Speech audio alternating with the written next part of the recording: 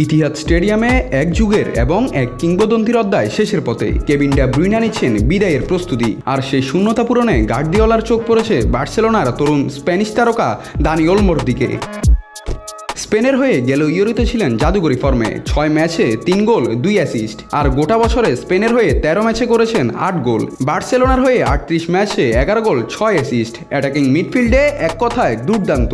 গার্দিওলার চোখে তিনি classic number 10, গোল করতেও পারেন করাতেও, আর তাই ওলমোকে দলে পেতে উঠে পড়ে লেগেছে ম্যান সিটি।